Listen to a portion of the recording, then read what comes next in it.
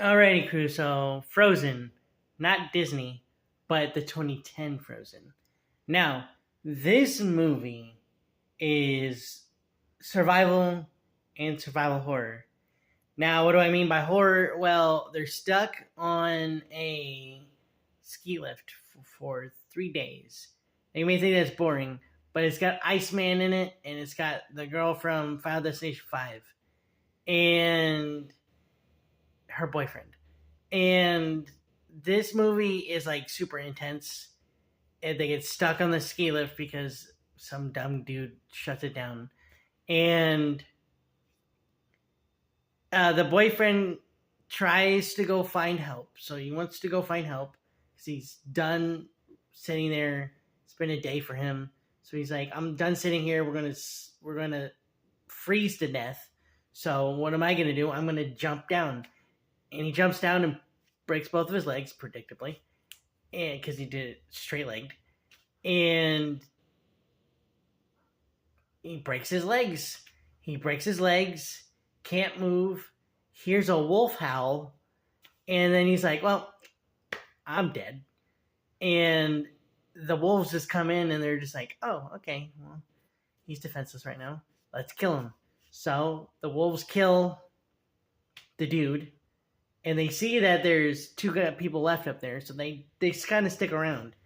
And while they're mauling this dude, his girlfriend is screaming and crying, and Iceman shields her and is like, you know what? You can only hear him die. I'm not going to let you watch him die. Now, how they get down is how he said before what they should do, which is climb on the thing, but they can't do it without gloves because she literally sticks her hand to the bar and her hand sticks and her skin is like glue going and it's like blood and it's gross and you're like, ew.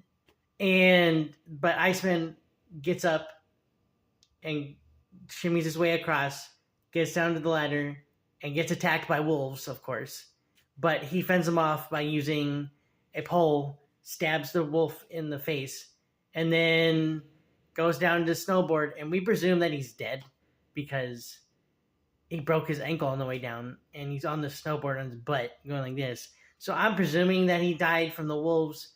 Maybe he died from the wolves. Who knows? But then the girl tries to get down.